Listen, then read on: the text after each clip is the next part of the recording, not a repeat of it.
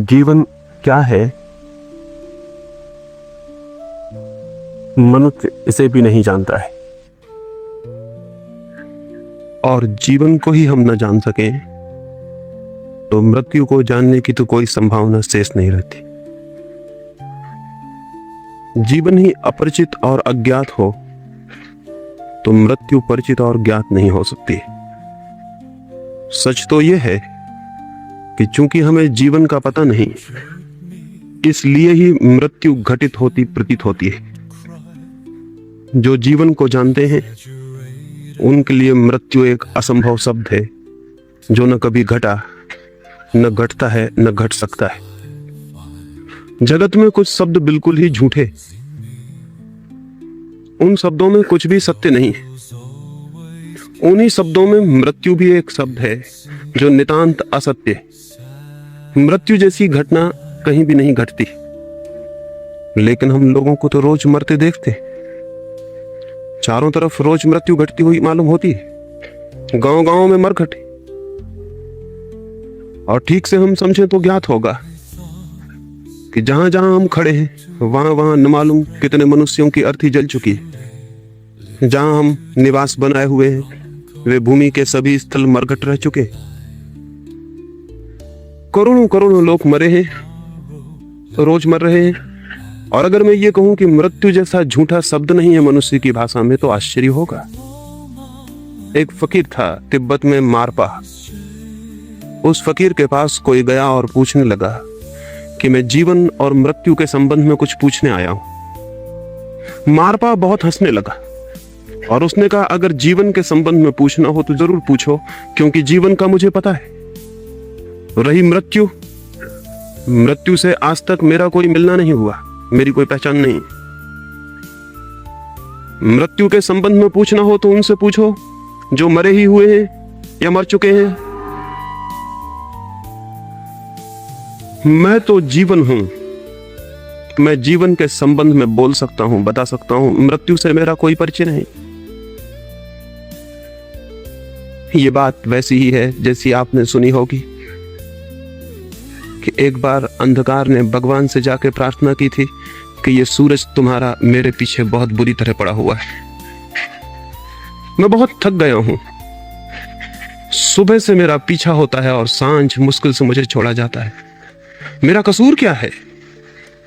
दुश्मनी कैसी है? ये सूरज क्यों मुझे सताने के पीछे दिन रात दौड़ता रहता है? और रात भर में दिन भर की थकान से विश्राम भी नहीं कर पाता हूं कि फिर सुबह सूरज आके द्वार पे खड़ा हो जाता। फिर भागो, फिर बचो। ये अनंत काल से चल रहा है। अब मेरी धैर्य की सीमा आ गई और मैं प्रार्थना करता हूं इस सूरज को समझा दे। सुनते हैं भगवान ने सूरज को बुलाया और कहा कि तुम अंधेरे के पीछे क्यों पड़े हो? क्या बिगाड़ा है अंधेरे ने तुम्हारा? क्या है शत्रुता, क्या है शिकायत? सूरज कहने लगा, अंधेरा, अनंत काल हो गया मुझे विश्व का परिभ्रमण करते, लेकिन अब तक अंधेरे से मेरी कोई मुलाकात नहीं हुई। अंधेरे को मैं जानता नहीं हूं। कहां है अंधेरा? आप उसे मेरे सामने बुला दें तो मैं क्षमा भी मांग लूं और आगे से पहचान लूं कि वो कौन है, ताकि उसके प्रति कोई भूल ना हो सके। इस बात को हुए भी अनंत काल हो गया। वो भगवान की फाइल में बात वहीं के वहीं पड़ी है। वो अब तक अंधेरे को सूरज के सामने नहीं बुला सके हैं, नहीं बुला सकेंगे। ये मामला हल नहीं होने का है। सूरज के सामने अंधकार कैसे बुलाया जा सकता है? अंधकार की कोई सत्ता ही नहीं है, कोई एग्जिस्टेंस नहीं है। अंधकार की कोई पॉजिटिव, कोई विधायक स्थिति नहीं है। अंधकार तो सिर्फ प्रकाश के अभाव का नाम है। वो तो प्रकाश की गैर मौजूदगी है, वो तो एब्सेंस है, वो तो अनुपस्थिति है। तो सूरज के सामने ही सूरज की अनुपस्थिति को कैसे बुलाया जा सकता है? नहीं, अंधकार को सूरज के सामने नहीं लाया जा सकता है। सूरज तो बहुत बड़ा है, एक छोटे से दिए के सामने भी अंधकार को लाना मुश्किल। दिए के प्रकाश के घेरे में अंधकार का प्रवेश मुश्किल। दिए के सामने मुठभेड़ मुश्किल। प्रकाश है जहां, वहां अंधकार कैसे आ सकता है? जीवन है जहां, वहां मृत्यु कैसे आ सकती? या तो जीवन है ही नहीं और या फिर मृत्यु नहीं है। दोनों बातें एक साथ नहीं हो सकती। हम जीवित हैं, लेकिन हमें पता नहीं कि जीवन क्या है। इस अज्ञान के कारण ही हमें ज्ञात होता है कि मृत्यु भी घटती है। मृत्यु एक अज्ञान है। जीवन का अज्ञान ही मृत्यु की घटना बन जाती। काश हम उस जीवन से परिचित हो सकें जो भीतर है, तो उसके परिचय की एक किरण भी सदा सदा के लिए इस अज्ञान को तोड़ देती है कि मैं मर सकता हूं, या कभी मरा हूं, या कभी मर जाऊंगा। लेकिन उस प्रकाश को हम जानते नहीं जो हम हैं, और उस अंधकार से हम भयभीत होते हैं जो हम नहीं हैं। उस प्रकाश से हम परिचित नहीं हो पाते जो हमारा प्राण है, हमारा जीवन है, जो हमारी सत्ता है, और उस अंधकार से हम भयभीत होते हैं जो हम नहीं हैं। मनुष्य मृत्यु नहीं है, मनुष्य अमृत है, समस्त जीवन अमृत है। लेकिन हम अमृत की ओर आंख ही नहीं उठाते। हम जीवन की तरफ दिशा में कोई खोज ही नहीं करते हैं, एक कदम ही नहीं उठाते। जीवन से रह जाते हैं अपरिचित, और इसलिए मृत्यु से भयभीत प्रतीत होते। इसलिए प्रश्न जीवन और मृत्यु का नहीं है, प्रश्न है सिर्फ जीवन का। मुझे कहा गया कि मैं जीवन और मृत्यु के संबंध में बोलूं, यह असंभव है बात। प्रश्न तो है सिर्फ जीवन का, और मृत्यु जैसी कोई चीज ही नहीं। जीवन ज्ञात होता है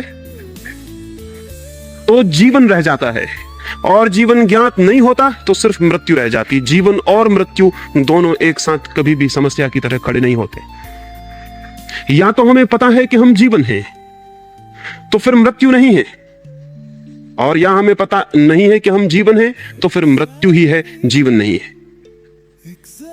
ये दोनों बातें एक साथ मौजूद नहीं होती हैं, नहीं हो सकती। लेकिन हम सारे लोग तो मृत्यु से भयभीत हैं। मृत्यु का भय बताता है कि हम जीवन से अपरिचित हैं। मृत्यु के भय का एक ही अर्थ है, जीवन से अपरिचय। और जीवन हमारे भीतर प्रतिपल प्रवाहित हो रहा है, श्वास श्वास में, कण कण में, चारों ओर, भीतर बाहर, सब तरफ जीवन है, और उससे ही हम अपरिचित हैं। इसका एक ही अर्थ हो सकता है कि आदमी किसी गहरी नींद में है। नींद में ही हो सकती है ये संभावना कि जो हम हैं उससे भी अपरिचित हो। इसका एक ही अर्थ हो सकता है कि आदमी किसी गहरी मूर्छा में। इसका एक ही अर्थ हो सकता है कि आदमी के प्राणों की पूरी शक्ति सचेतन नहीं है, अचेतन है, अनकॉन्शियस है, बेहोश है। एक आदमी सोया हो, उसे फिर कुछ भी पता नहीं रह जाता कि मैं कौन हूं, क्या हूं, कहां से हूं। नींद के अंधकार में सब डूब जाता है, और उसे कुछ पता नहीं रह जाता कि मैं हूं भी या नहीं हूं। नींद का पता भी उसे तब चलता है जब वो जागता है, तब उसे पता चलता है कि मैं सोया था। नींद में तो इसका भी पता नहीं चलता कि मैं सोया। जब नहीं सोया था तब पता चलता था कि मैं सोने जा रहा हूं। जब तक जागा हुआ था तब तक पता था कि मैं अभी जागा हुआ हूं, सोया हुआ नहीं हूं। जैसे ही सो गया उसे यह भी पता नहीं चलता कि मैं सो गया हूं, क्योंकि अगर यह पता चलता रहे कि मैं सो गया हूं तो उसका अर्थ है कि आदमी जागा हुआ है, सोया हुआ नहीं है। नींद चली जाती है तब पता चलता है कि मैं सोया था, लेकिन नींद में पता नहीं चलता कि मैं हूं भी या नहीं हूं। जरूर मनुष्य को कुछ भी पता नहीं चलता है कि मैं हूं या नहीं, या क्या हूं। इसका एक ही अर्थ हो सकता है कि कोई बहुत गहरी आध्यात्मिक नींद, कोई स्पिरिचुअल हिप्नोटिक स्लीप, कोई आध्यात्मिक सम्मोहन की तंद्रा मनुष्य को घेरे हुए है। इसलिए उसे जीवन का ही पता नहीं चलता कि जीवन क्या है। नहीं, लेकिन हम इनकार करेंगे, हम कहेंगे कैसी आप बात करते हैं, हमें पूरी तरह पता है कि जीवन क्या है। हम जीते हैं, चलते हैं, उठते हैं, बैठते हैं, सोते हैं। एक शराबी भी चलता है, उठता है, बैठता है, सोता है, श्वास लेता है, आंख खोलता है, बात करता है। एक पागल भी उठता है, बैठता है, सोता है, श्वास लेता है, बात करता है, जीता है। लेकिन इससे न तो शराबी होश में कहा जा सकता है, और न पागल सचेतन है ये कहा जा सकता है। एक सम्राट की सवारी निकलती थी एक रास्ते पर। एक आदमी चौराहे पर खड़ा होकर पत्थर फेंकने लगा और अपशब्द बोलने लगा और गालियां बकने लगा। सम्राट का था बड़ी शोभा यात्रा। उस आदमी को तत्काल सैनिकों ने पकड़ लिया और कारागृह में डाल दिया। लेकिन जब वो गालियां बकता था और अपशब्द बोलता था तो सम्राट हंस रहा था। उसके सैनिक हैरान हुए। उसके वजीरों ने कहा, आप हंसते क्यों हैं? और सम्राट ने कहा, जहां तक मैं समझता हूं उस आदमी को पता नहीं है कि वो क्या कर रहा है। जहां तक मैं समझता हूं वो आदमी नशे में। खैर, कल सुबह उसे मेरे सामने ले आए। कल वो आदमी सुबह उसके सामने ले आके खड़ा कर दिया गया। सम्राट उससे पूछने लगा, कल तुम मुझे गालियां देते थे, अपशब्द बोलते थे, क्या था कारण उसका? उस आदमी ने कहा, मैं और अपशब्द बोलता था? नहीं महाराज, मैं नहीं रहा होऊंगा, इसलिए अपशब्द बोले गए होंगे। मैं शराब में था, मैं बेहोश था, मुझे कुछ पता नहीं कि मैंने क्या बोला, मैं नहीं था। हम भी नहीं हैं। नींद में हम चल रहे हैं, बोल रहे हैं, बात कर रहे हैं, प्रेम कर रहे हैं, घृणा कर रहे हैं, युद्ध कर रहे हैं। अगर कोई दूर के तारे से देखे मनुष्य की जाति को, तो वो यही समझेगा कि सारी मनुष्य जाति इस भांति व्यवहार कर रही है जिस तरह नींद में, बेहोशी में कोई व्यवहार करता हो। 3000 वर्षों में मनुष्य जाति ने 15,000 युद्ध किए। ये जागे हुए मनुष्य का लक्षण नहीं है। जन्म से लेकर मृत्यु की सारी कथा दुख की, चिंता की, पीड़ा की कथा है। आनंद का क्षण भी उपलब्ध नहीं होता, आनंद का कण भी नहीं मिलता है जीवन में। खबर भी नहीं मिलती कि आनंद क्या है। जीवन बीत जाता है और आनंद की झलक भी नहीं मिलती। यह आदमी होश में नहीं कहा जा सकता है। दुख, चिंता, पीड़ा, उदासी और पागलपन सारे जन्म से लेकर मृत्यु तक की कथा है। लेकिन शायद हमें पता नहीं चलता, क्योंकि हमारे चारों तरफ भी हमारे जैसे ही सोए हुए लोग हैं। और कभी अगर एक आध जागा हुआ आदमी पैदा हो जाता है तो हम सोए हुए लोगों को इतना क्रोध आता है उस जागे हुए आदमी को, हम बहुत जल्दी उस आदमी की हत्या कर देते हैं। हम ज्यादा देर उसे बर्दाश्त नहीं करते। जीसस को हम इसलिए सूली पर लटका देते हैं कि तुम्हारा कसूर है कि तुम जागे हुए आदमी हो। हम सोए हुए लोगों को तुम्हें देखकर बहुत अपमानित होना पड़ता है। हम सोए हुए आदमियों के लिए तुम एक अपमानजनक चिन्ह बन जाते हो कि तुम सोए हुए लोग हो। तुम्हारी मौजूदगी हमारी नींद में बाधा डालती, हम तुम्हें हत्या कर देंगे। हम सुकरात को जहर पिला के मार डालते, हम मंसूर की गर्दन काट देते। हम जागे हुए आदमियों के साथ वही व्यवहार करते हैं जो पागलों की बत्ती में उस आदमी के साथ होगा जो पागल नहीं। इसका आपको अंदाज नहीं। मेरे मित्र एक पागल थे, वे पागल थे और एक पागल खाने में बंद कर दिए गए। पागलपन में उन्होंने फिनाइल की एक बाल्टी वहां पागल खाने में रखी थी, वो पी गए। उसके पी जाने से उनको कोई इतनी उल्टियां हुई, इतने दस्त लगे कि 15 दिन तक सारा शरीर रूपांतरित हो गया। उनकी सारी गर्मी जैसे शरीर से निकल गई और वो ठीक हो गए। लेकिन उन्हें 6 महीने के लिए पागल घर में भेजा गया था। वो ठीक हो गए। उन्होंने मुझसे कहा कि जब मैं पागल था तब, और जब मैं ठीक हो गया उस पागलपन में और 3 महीने तक ठीक होके पागल घर में रहा, तब जो मैंने पीड़ा अनुभव की है उसका हिसाब लगाना बहुत मुश्किल। जब तक मैं पागल था तब तक कोई कठिनाई न थी, क्योंकि और भी सब मेरे जैसे लोग थे। जब मैं ठीक हो गया तब मुझे लगा कि मैं कहां हूं, क्योंकि मैं सो रहा हूं और 2 आदमी मेरी छाती पे सवार हो गए। मैं चल रहा हूं और कोई मुझे धक्के मार रहा है। इस सब का मुझे कुछ भी पता नहीं चला था, क्योंकि मैं भी पागल था। मुझे यह भी पता नहीं चला था कि ये लोग पागल हैं जब तक मैं पागल था। जब मैं पागल न रहा तो मुझे पता चला कि सारे लोग पागल। और जैसे ही मैं पागल न रहा, मैं उन सारे पागलों का शिकार बन गया। और मेरी कठिनाई कि मुझे सब समझ में आ रहा था कि मैं बिल्कुल ठीक हूं और क्या होगा और क्या नहीं होगा, मैं कैसे बाहर निकलूं। और अगर मैं चिल्ला के कहता था कि मैं पागल नहीं हूं, तो सभी पागल यही चिल्ला के कहते हैं कि हम पागल नहीं। कोई डॉक्टर मानने को राजी नहीं था। हमारे चारों तरफ सोए हुए लोगों की भीड़ है और इसलिए हमें पता नहीं चलता कि हम सोए हुए आदमी और जागे हुए आदमी के साथ हम जल्दी से हत्या कर देते हैं, क्योंकि वो आदमी हमें बहुत कष्टपूर्ण मालूम होने लगता है, बहुत डिस्टर्बिंग, बहुत विघ्नकारक मालूम होने लगता है। एक अंग्रेज विद्वान केनेथ वाकर ने एक किताब लिखी है और उस किताब को एक फकीर गुरजीएफ को समर्पित किया है। समर्पण में, डेडिकेशन में उसने जो शब्द लिखे हैं वो बड़े अद्भुत हैं। उसने डेडिकेशन में, समर्पण में लिखा है, to George Gurdjieff the disturber of my sleep. मेरी नींद तोड़ने वाले जॉर्ज गुरजीएफ को समर्पित। थोड़े से लोग जमीन पे हुए हैं जो नींद तोड़ने की कोशिश करते हैं, लेकिन अगर आप किसी की नींद तोड़ने की कोशिश करेंगे तो निश्चित वो आपसे बदला लेगा। किसी सोते हुए आदमी को जगाने की कोशिश करिए, वो आपकी गर्दन पकड़ लेगा। आज तक मनुष्य को आध्यात्मिक नींद से जिनने जगाने की कोशिश की, हमने उनकी भी गर्दनें पकड़ ली। हमारे बीच हमें पता नहीं चलता है इसीलिए कि हम सब एक जैसे सोए हुए और नींद में लोग हैं। एक गांव के संबंध में मैंने सुना है कि उसमें एक जादूगर आ गया था एक दिन, और उसने उस कुएं में गांव के एक पुड़िया डाल दी थी और कहा था इस कुएं का पानी जो भी पिएगा पागल हो जाएगा। एक ही कुआं था उस गांव में, एक कुआं और था, लेकिन वो गांव का कुआं न था, वो राजा के महल में था। सांझ होते होते तक गांव के हर आदमी को पानी पीना पड़ा, चाहे पागलपन की कीमत पे भी पीना पड़े, लेकिन मजबूरी थी, प्यास तो बुझानी पड़ेगी, चाहे पागल ही क्यों ना हो जाना पड़े।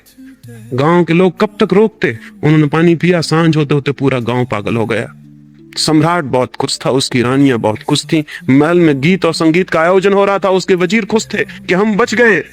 लेकिन सांझ होते उन्हें पता चला कि गलती में है वो, क्योंकि सारा महल सांझ होते होते गांव के पागलों ने घेर लिया, पूरा गांव हो गया था पागल। राजा के पहरेदार और सैनिक भी हो गए थे पागल।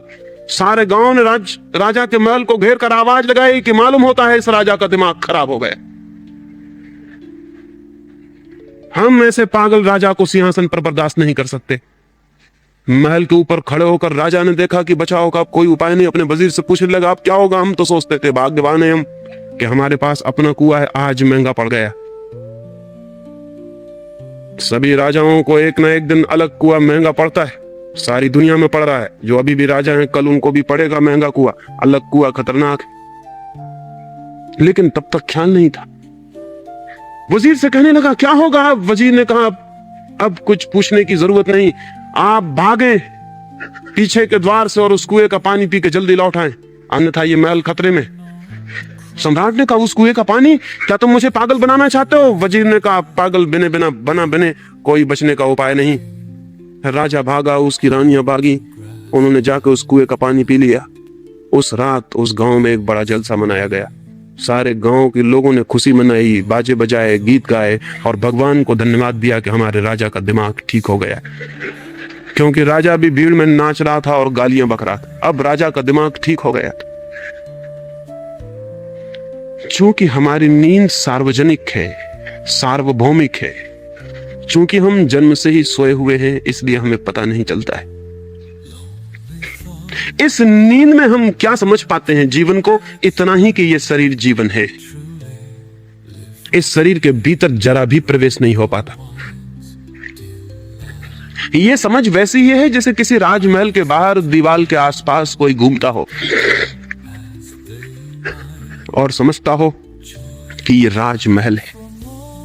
दीवार पर, बाहर की दीवार पर, चार दीवारी पर, परकोटे के बाहर कोई घूमता हो और सोचता हो कि राजमहल हो, और परकोटे की दीवार से टिक कर सो जाता हो और सोचता हो कि महलों में विश्राम कर रहा हूं। शरीर के आसपास जिनके जीवन का बोध है वो उसी नासमझ आदमी की तरह हैं जो महल की दीवार के बाहर खड़े होकर समझता है कि महल का मेहमान हो गया हूं।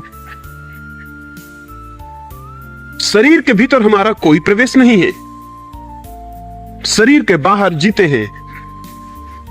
बस शरीर की परत, बाहर की परत, भीतर की शरीर की परत तक का हमें पता नहीं चलता। दीवार के बाहर का हिस्सा, दीवार के भीतर का हिस्सा ही पता नहीं चलता, महल तो बहुत दूर है।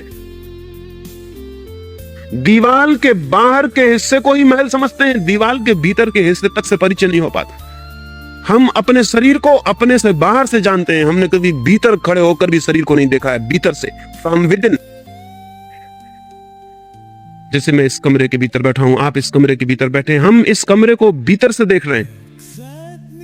एक आदमी बाहर घूम रहा है, वो इस मकान को बाहर से देख रहा है। आदमी अपने शरीर के घर में अपने को भीतर से भी देखने में समर्थ नहीं हो पाता है, बाहर से ही जानता है, और तब मौत पैदा हो जाती। क्योंकि जिसे हम बाहर से जानते हैं, जिसे हम बाहर से जानते हैं, वो केवल खोल है, वो केवल बाहरी वस्त्र है, वो केवल मकान के बाहर की दीवार है, घर का मालिक नहीं। घर का मालिक भीतर है, उस भीतर के मालिक से तो पहचान ही हमारी नहीं हो पाती। भीतर की दीवार तक से पहचान नहीं हो पाती, तो भीतर के मालिक से कैसे पहचान होगी। ये जो जीवन का अनुभव है फ्रॉम विदाउट, बाहर से, ये जीवन का अनुभव ही मृत्यु का अनुभव बनता है। ये जीवन का अनुभव जिस दिन हाथ से खिसक जाता है, क्योंकि जिस दिन इस घर को छोड़कर भीतर के प्राण सिकुड़ते हैं और बाहर की दीवार से चेतना भीतर चली जाती है, उसी दिन बाहर के लोगों को पता चलता है कि मर गया ये आदमी, और उस आदमी को भी लगता है कि मरा मरा मरा, क्योंकि जिसे वो जीवन समझता था वहां से चेतना भीतर सरकने लगती। जिस तल पर उसे ज्ञात था कि यह जीवन है, उस तल से चेतना भीतर सरकने लगती है नई यात्रा की तैयारी में, और उसके प्राण चिल्लाने लगते हैं कि मरा गया, सब डूबता है, क्योंकि जिसे वो समझता था कि मैं जीवन हूं, वो डूब रहा है, वो छूट रहा है। बाहर के लोग समझते हैं कि आदमी मर गया, और वो आदमी भी मरते क्षण में, इस मरने के क्षण में, इस बदलाहट के क्षण में समझता है कि मैं मरा, मैं मरा, मैं मरा, मैं गया।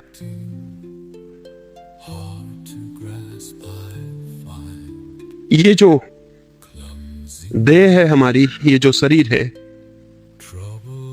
ये शरीर हमारा वास्तविक होना नहीं, ये हमारा ऑथेंटिक बीइंग नहीं। गहराई में इससे बहुत भिन्न और बिल्कुल दूसरे प्रकार का हमारा व्यक्तित्व है। इस शरीर से बिल्कुल विपरीत और उल्टा हमारा जीवन है। एक बीज को हम देखते हैं, बीज की ऊपर की खोल होती है बहुत सख्त, ताकि भीतर जो छिपा हुआ जीवन का अंकुर है, कोमल, डेलिकेट, वो उसकी रक्षा कर सके। भीतर का अंकुर तो होता है बहुत कोमल, उसकी रक्षा के लिए एक बहुत कठोर दीवाल, एक घेरा, एक खोल बीज के ऊपर चढ़ी होती है। वो जो खोल है वो बीज नहीं है, और जो उस खोल को बीज समझ लेगा वो कभी भी उस जीवन के अंकुर से परिचित नहीं हो पाएगा जो भीतर छिपा है। वो खोल को ही लिए रह जाएगा और अंकुर कभी पैदा नहीं होगा। नहीं, खोल बीज नहीं है, बल्कि सच तो यह है कि बीज जब पैदा होता है तो खोल को मिट जाना पड़ता है, टूट जाना पड़ता है, बिखर जाना पड़ता है, मिट्टी में गल जाना पड़ता है। जब खोल गल जाती है तब बीज भीतर से प्रकट होता है। ये शरीर एक बीज है, और जीवन, चेतना और आत्मा का एक अंकुर भीतर है, लेकिन हम इस खोल को ही बीज समझ के नष्ट हो जाते हैं, और वो अंकुर पैदा भी नहीं हो पाता, वो अंकुर फूट भी नहीं पाता। जब वो अंकुर फूटता है तो जीवन का अनुभव होता है। जब वो अंकुर फूटता है तो मनुष्य का बीज होना समाप्त होता है और मनुष्य वृक्ष बनता है। जब तक मनुष्य बीज है तब तक वो सिर्फ पोटेंशियलिटी है, एक संभावना, और जब उसके भीतर वृक्ष पैदा होता है जीवन का, तब वो वास्तविक बनता है। उस वास्तविकता को कोई आत्मा कहता है, उस वास्तविकता को कोई परमात्मा कहता है। मनुष्य है बीज परमात्मा का, मनुष्य सिर्फ बीज है। जीवन का पूर्ण अनुभव तो वृक्ष को होगा, बीज को क्या हो सकता है? बीज क्या जान सकता है वृक्ष के आनंदों को? बीज क्या जान सकता है कि आएंगे पत्ते हरे जिन पर सूरज की किरणें नाचेंगी? बीज क्या जान सकता है कि हवाएं बहेंगी पत्तों और शाखाओं से और प्राण संगीत में गूंजेंगे? बीज कैसे जान सकता है कि खिलेंगे फूल और आकाश के तारों को मात कर देंगे? बीज कैसे जान सकता है कि पक्षी गीत गाएंगे और यात्री छाया में विश्राम करेंगे? बीज कैसे जान सकता है? वृक्ष के अनुभव को बीज कैसे जान सकता है? बीज को तो कुछ भी पता नहीं, वो तो सपना भी नहीं देख सकता उसका जो वृक्ष होने पे संभव होगा। वो तो बीज होकर ही जाना जा सकता है। आदमी जीवन को नहीं जानता।